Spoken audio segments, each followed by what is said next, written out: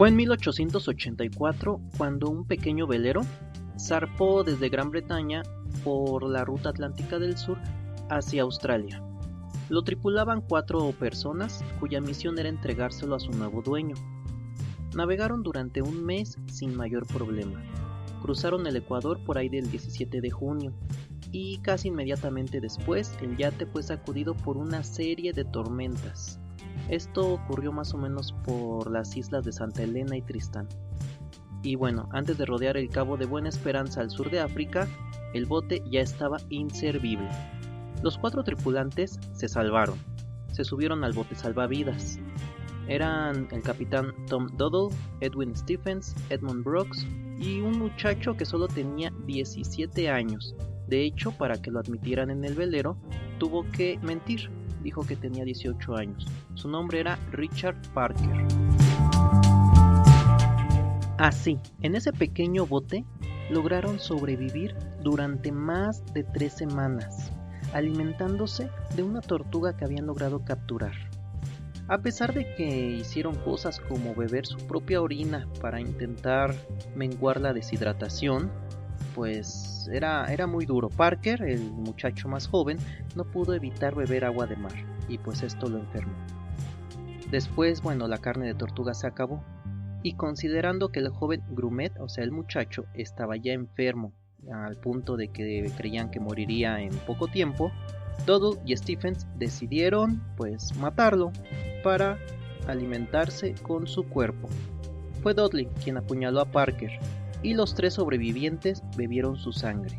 Después se comieron su hígado, también algo de su corazón, guardaron varios trozos de carne maciza para, no sabían cuánto tiempo más seguirían ahí, y el resto lo echaron al mar.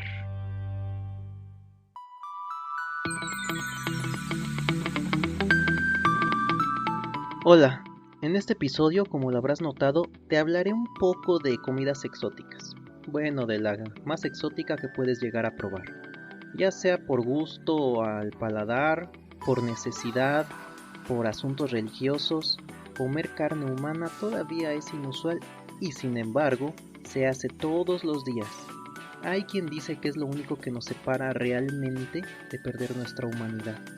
Y es que, según hay demonios que lo único que te piden a cambio para probarles tu lealtad es que te comas a otro ser humano y así ellos te darán todo su favor, como que es la última afrenta a Dios.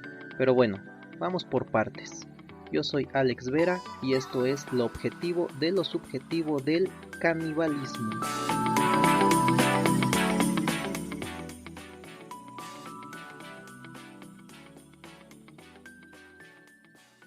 Sabes, mientras investigaba el tema, me encontré con algo llamado la ley del mar.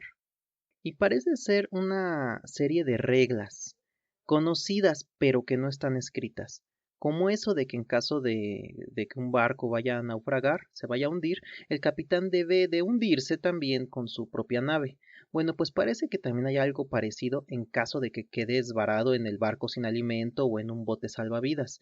Y es que en esos casos, según la ley del mar, el canibalismo está justificado. Y parece que lo volvieron regla porque, en el mar sí la vida es más sabrosa, como dice la canción, pero también es más dura y peligrosa.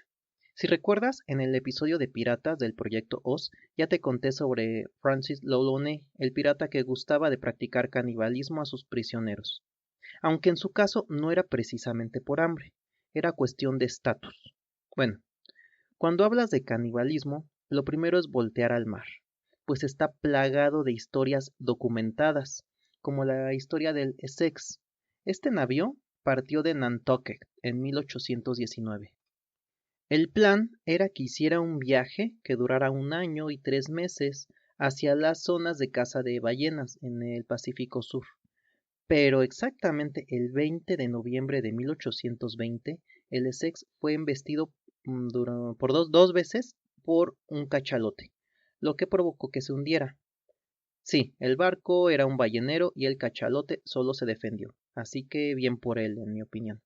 Bueno, como en el caso anterior, después de agotar los recursos de agua, comida y cuando beber su propia orina ya no era viable, pues los sobrevivientes hicieron lo que la ley del mar exigía, y sortearon a ver a quién le tocaba ser el primer ejecutado para la comida. Y así lo hicieron. De hecho, para cuando lograron rescatar a los 8 únicos sobrevivientes de este navío, 7 marinos ya habían servido de alimento. Claro que algo así te afecta psicológicamente, más si eres religioso o tienes muchos tabús. Por ejemplo, uno de los sobrevivientes era el primer oficial, Owen Chase, y los recuerdos de la experiencia tan terrible lo siguieron agobiando durante el resto de su vida. Decía que sufría de dolores de cabeza y pesadillas. Ya para el final de su vida, Chase empezó a esconder la comida en el ático de su casa en Nantucket, como si temiera que algo así se fuera a repetir.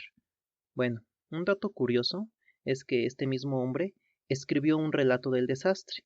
Se llamaba La narración del más extraordinario y desastroso naufragio del ballenero Essex. Bueno, esta fue usada posteriormente por Herman Melville, no sé si te suene, es quien escribió Moby Dick, precisamente apoyándose e inspirándose en este relato.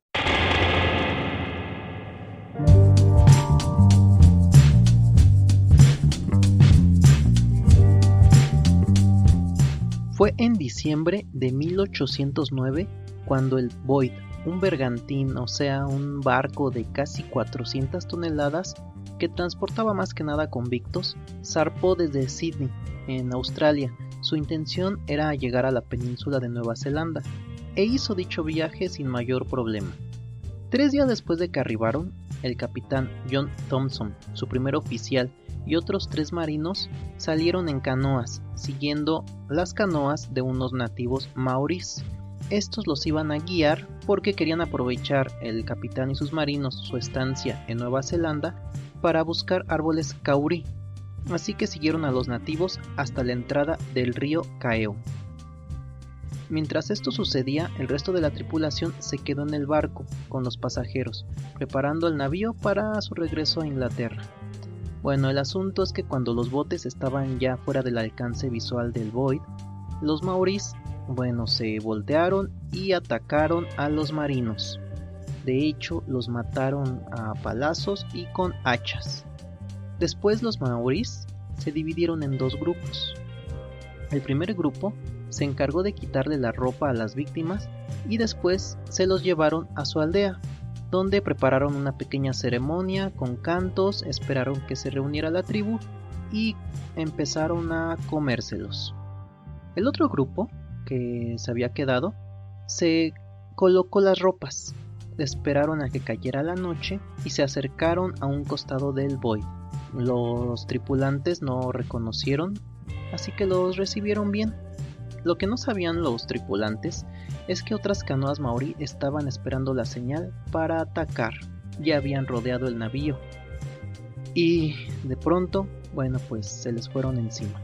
Atacaron, particularmente utilizando hachas, palos, piedras, y masacraron a la tripulación europea del navío. Solo 5 personas, que se lograron esconder en la parte superior del mástil, fueron testigos y sobrevivieron. Desde ahí pudieron ver la masacre de sus amigos y colegas. En total, los nativos mataron y se dieron un banquete de entre 66 y 70 marinos europeos. Sí, a la tribu maorí le gusta importar su comida desde Europa. Pero no creas que atacaron, mataron y comieron a estos hombres solo por cuestiones alimenticias. Su razón, aunque no creo que justifique sus acciones, fue la siguiente. Uno de los pasajeros del bote era Te Ara, que también era el hijo de un jefe maorí. Él estaba ahí porque había pedido trabajar en el barco, y mientras lo hacía ocurrió un incidente en el cual terminó siendo azotado. Cosa que no era rara, así se manejaba en esos tiempos las cuestiones de los barcos por las leyes británicas. El asunto es que los maoríes tienen sus propias reglas. Ni siquiera es muy importante la razón de los azotes. Lo importante es que Te Ara reportó estas indignantes acciones a su tribu y les mostró las marcas de los azotes en su espalda. Y pues, según las leyes maorí, a su vez, esta afrenta a un hombre de la nobleza requería una retribución, que ya sabes cómo acabó. Sí, unos azotes equivalen a 70 europeos muertos. Muy justo, ¿no? Bueno, ya basta de barcos. El viernes 13 de octubre de 1972, un avión militar con 40 pasajeros y 5 tripulantes inició su ruta hacia Santiago de Chile. El nombre de este vuelo era el 571 de la Fuerza Aérea Uruguaya. Tal vez ya sabes de qué hablo. Este fue tan documentado que incluso se hicieron un par de películas al respecto. Bueno, este avión llevaba al equipo de rugby que representaba el colegio uruguayo Stella Maris. Y pues bueno, se estrelló en un risco nada más ni nada menos que en la cordillera de los Andes. Y pues básicamente tuvieron que aplicar la ley del mar. Aunque supongo que en este caso el asunto fue un poco más complicado, ya que no eran rudos hombres de mar, sino jóvenes estudiantes que tenían un equipo de rugby. De hecho, antes de decidir aventurarse canibalismo, intentaron comer cosas como el cuero de los zapatos y lo que encontraban, pero obviamente no funcionó. Y es que no es lo mismo ser un jugador de rugby que ser un pirata. Bueno, y cuando finalmente decidieron atreverse, pues sabían que era lo único que los iba a mantener con vida, se impusieron a sí mismos la regla de no comerse a ningún familiar cercano ni a ninguna mujer. Supongo que porque lo caníbal no quita lo caballero. En fin, yo creo que no hay que juzgar a estos muchachos. La verdad es que el asunto ético de comerse a sus compañeros era el menor de sus problemas. Tengamos en cuenta que lograron sobrevivir 72 días a la mitad de los Andes, sin equipo, sin comida, a un montón de grados bajo cero. Para juzgar, creo que sería mejor mencionar, por ejemplo, a los japoneses durante la Segunda Guerra Mundial, pues se ha encontrado que algunos escuadrones militares de este país se dedicaban al canibalismo contra los prisioneros aliados. Según el historiador Yuki Takana, el canibalismo era a menudo una actividad sistemática realizada por escuadrones enteros y bajo el mando de sus oficiales. Sobre este asunto tenemos por ejemplo el testimonio de un prisionero de guerra indio, Aldivar Changdi Ram. Él testificó que el 12 de noviembre de 1944 el Kempei Tai, aquí te voy a hacer un pequeño paréntesis, el Kempei Tai era una rama del ejército imperial japonés y fue famoso por sus atrocidades, incluso comparables a las de la SS de los nazis. ¿Sabes? Es común que uno, cuando recuerda la Segunda Guerra Mundial, recuerda, bueno, pues el Holocausto y las bombas americanas, pero la verdad es que las atrocidades de los japoneses no se quedaron atrás. Pero bueno, eso lo dejaré para otro episodio. Te comentaba que este prisionero comentó y testificó lo que pudo observar. Dijo que el Kempei Tai decapitó a un piloto aliado. Vio esto desde detrás de un árbol y vio cómo algunos japoneses cortaban la carne de sus brazos, de sus piernas, caderas y glúteos. Después lo llevaban a sus cuartos, donde lo cortaban en trozos pequeños y lo freían. Otro prisionero, también indio, de nombre Lance Hatam, él testificó que en Nueva Guinea la carne era cortada de las personas vivas, bueno, de los prisioneros, y agregó que los japoneses seleccionaban todos los días a alguien, lo mataban y se lo comían. Me pregunto en qué se basaban para escoger al que se iban a comer cada día. En fin, solamente en Nueva Guinea se cree que los japoneses se comieron alrededor de 100 prisioneros. En algunos de los relatos se dice que cortaban la carne de sus víctimas mientras estos seguían con vida.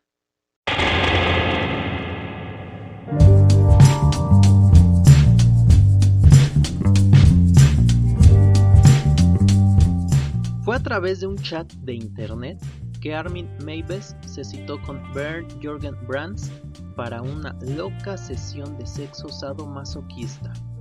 Y esto fue a través de un anuncio en un foro que decía, y cito: se busca hombre joven entre 21 y 40 años que quiera ser devorado. El encuentro ocurrió entre la noche y la madrugada del 9 de marzo del 2001. Fueron varias horas de conversación, sexo, consumo de alcohol, algunas otras drogas, hasta que Brands quiso que Armin, pues le amputase el pene para comérselo. ¡Córtalo de una vez!, le gritó. Y así lo hizo. Meiwes cortó el pene en 2 trozos y lo cocinó para ambos. Así es, Meiwes después asesinó a su víctima y, por cierto, grabó todo en video mientras lo descuartizaba. El cuerpo, por cierto, lo conservó para irse comiendo la carne los días posteriores. ¿Para qué desperdiciar? Así es, básicamente este hombre decidió llevar su sadomasoquismo un paso más adelante y no solo jugar con el pene de su pareja, sino literalmente comérselo. Y para esto puso un anuncio y alguien respondió. Qué cosas, ¿no?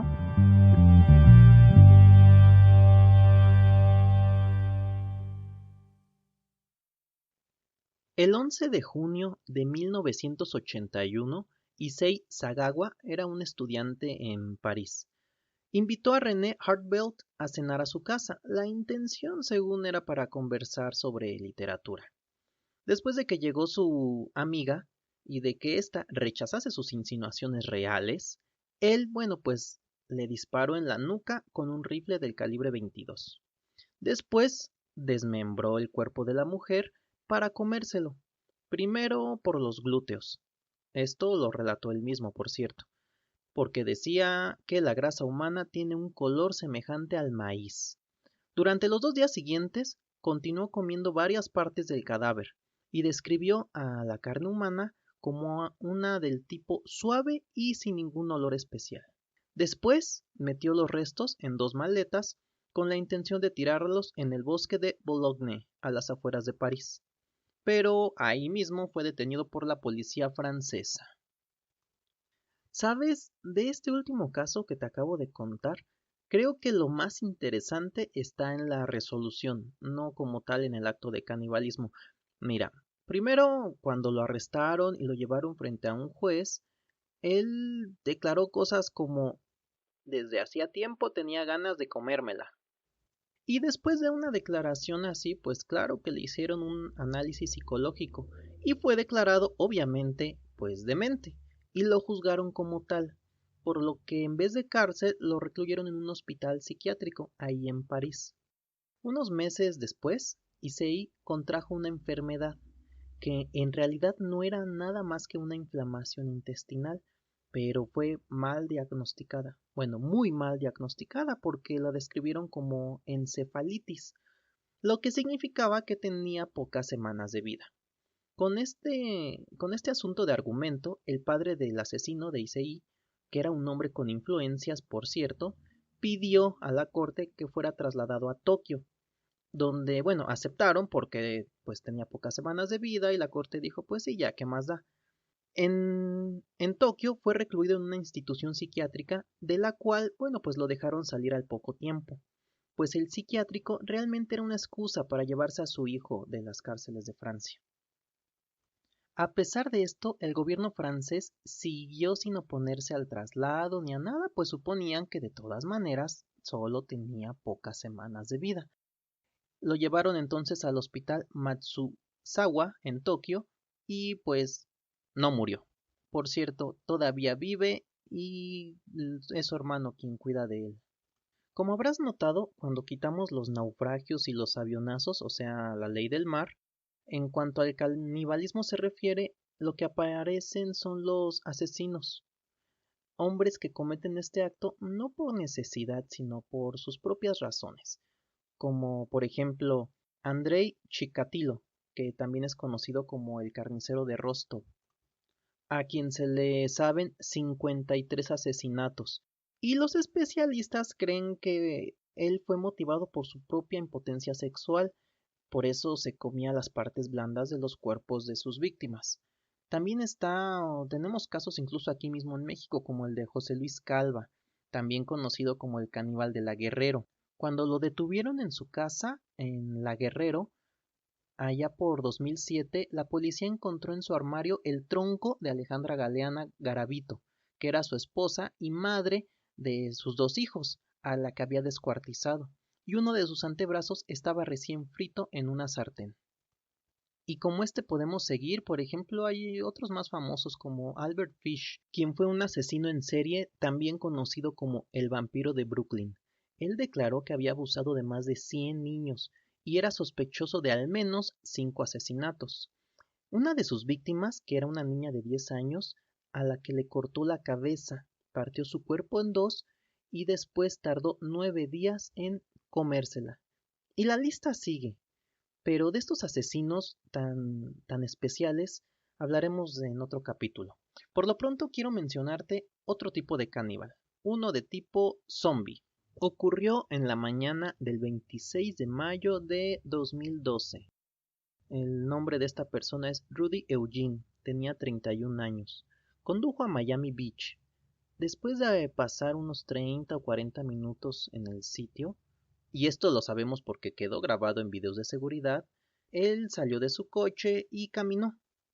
Cruzó un tramo de más o menos 3 millas que pertenecía a la calzada MacArthur, comenzó a desnudarse completamente hasta que se encontró con un hombre llamado Ronald Popo, un indigente de 65 años. Esto sucedió más o menos a la 1:55, casi 2 de la tarde. De Popo había estado acostado debajo del elevado viaducto de movimiento de personas en el Metromover, cuando Eugene comenzó a golpearlo. Le quitó sus pantalones y le empezó a morder su cara. Un ciclista que pasaba fue quien alertó a las autoridades. El policía José Ramírez fue el primero en llegar. Le gritó a Eugene que dejara de comerse a Popo, pero Eugene en cambio volteó a ver al oficial y le gruñó. Él en cambio continuó comiéndose a su víctima. El ataque terminó más o menos a las 2:15 de la tarde, con el oficial Ramírez, quien al ver que no le hacían caso simplemente le disparó a Eugene. Como la primera bala solo molestó a Eugene, el que se fue encima del oficial, el oficial tuvo que disparar 4 veces más. Todo el ataque quedó grabado en video. Sobre el asunto de este caníbal, el de Miami, tal vez lo hayas escuchado, no ocurrió hace mucho tiempo, pero te cuento. Popo fue ingresado en el Jackson Memorial en estado muy crítico. De hecho, entre el 75 y 80% de su cara, por arriba de la barba, había desaparecido y tenía su ojo izquierdo totalmente expuesto. Lo sometieron a varias cirugías de reconstrucción facial, lo que duró meses. Lamentablemente quedó desfigurado y ciego. Por cierto, para ayudar con los costos, se creó un fondo que para el 2012 ya había recaudado $100,700. 2 días después, Popo se comunicó con el policía que le salvó la vida para agradecerle. Este pobre hombre perdió sus cejas, su nariz, partes de su frente, de sus cachetes, su ojo, quedó ciego, todo esto debido al ataque del caníbal. Incluso tuvo que reaprender cosas básicas como alimentarse a sí mismo, a darse un baño, a rasurarse. El hospital le dio la autorización de quedarse indefinidamente ahí, como una forma de apoyo. Por cierto, en este ataque se cree que la causa del canibalismo de Eugene fue una droga conocida como sales de baño. Por cierto, en conclusión, ¿recuerdas el primer caso, el de los 4 que iban en una balsa y mataron al más joven, al Grumet, a Parker? Eventualmente fueron rescatados por un barco alemán llamado Moctezuma. Los llevaron al tribunal militar y los condenaron por asesinato. Pero los acusados, aunque habían sido condenados a muerte, pidieron clemencia y se les conmutó su sentencia a muerte por una simple estancia de 6 meses en prisión. ¿Por qué? Por la ley del mar. Y sobre este caso hay un dato que me parece aún más curioso, y es que 50 años antes de que esto pasara, Edgar Allan Poe escribió un relato llamado Narración de Arthur Gordon Pym, y esta habla de cómo 3 náufragos matan a un cuarto que se llama, aunque no lo creas, Richard Parker, para alimentarse de él. Sí, como si se hubiera tratado de un caso de clarividencia o algo así. Y en cuanto al Void, ese barco que había sido atacado por la tribu maorí, que devoraron a su tripulación. Bueno, pues claro que a los europeos no les pareció, así que pues tomaron venganza. Fue en marzo de 1810 cuando marineros de 5 barcos balleneros lanzaron un ataque. Las noticias de la masacre llegaron a Australia y Europa, lo que se hizo muy popular y se hizo un panfleto que estuvo circulando por todo el continente y decía, y cito, eviten ir a esa costa maldita de Nueva Zelanda por el riesgo de ser comido por caníbales. Ahora déjame contarte un dato curioso del caso Mavis, del que se comió el pene de su víctima con el consentimiento de la víctima, pues al parecer no le gustó el sabor y acabó dándoselo a su perro. También fue descubierto y apresado porque siguió en busca de víctimas que tuvieran ganas también de ser comidos, y tenía la mala costumbre de grabar todo lo que hacía, por lo que fue muy fácil para el fiscal procesarlo. No obstante, dado que las víctimas fue por su propia cuenta, en 2004 la sentencia fue de solamente 8 años. Pero bueno, un par de años después, el fiscal apeló, razonó un poco y decidió que siempre no, que no, 8 años eran muy pocos, así que simplemente dijo no, denle cadena perpetua.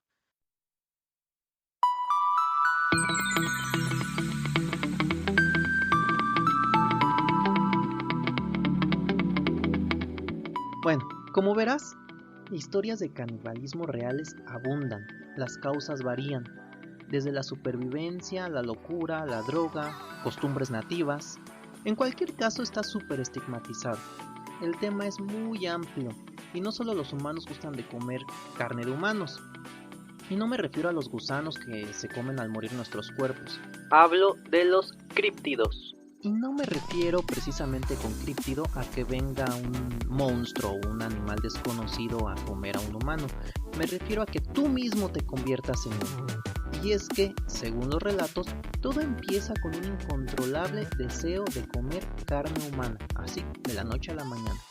La persona que lo sufre deja de comer, tiene náuseas, vómitos y malestar ante toda la comida. Simplemente lo único que quiere digerir es carne humana. También empiezan a producirse episodios de insomnio o alucinaciones. Es cuando se daban cuenta que esta persona estaba a punto de ser poseída por un Wendigo, provocando que se terminara convirtiendo en este monstruo caníbal. Así que ese era el punto en el que el mismo afectado, el mismo enfermo, pedía a los de su tribu que lo mataran. Todo era mejor que convertirse en un Wendigo. Estas creencias vienen en particular de las tribus de Canadá y Alaska, como los Cree, los Inuit, los Ojibwa. Y bueno, describen a los Wendigos como gigantes con forma humanoide, pero de aspecto bestial. Son sobrenaturales, malévolos, antropófagos, aparecen siempre en temporada de hambruna y de inanición. Relatan que cuando un Wendigo devora completamente a una persona, a una víctima, su estatura crece proporcionalmente a la carne que ha consumido, pero nunca se satisface, siempre está en busca de nuevas víctimas, y por eso, aún después de comer, siempre se ve como un ser demacrado, como si no hubiera comido por meses. Hay que analizar un poco la situación de estas tribus, y es que estas tribus, según decían que te convertías en Wendigo al practicar el canibalismo, pero a ellos les sucedía porque vivían en un lugar donde los inviernos son terribles y la hambruna era algo común en esas temporadas, y según sus creencias era mucho mejor morirte de hambre o suicidarte antes que alimentarte de otro ser humano y convertirte en un Wendigo. El trastorno es tan fuerte que los estudiosos lo denominan psicosis por Wendigo. Bueno, este es el final de este episodio. Espero lo hayas disfrutado. Si sientes ganas incontrolables de comerte a tu mejor amigo, escríbeme y cuéntame a qué te supo. Esto fue el Proyecto Oz, sacando lo objetivo de lo subjetivo. He dicho.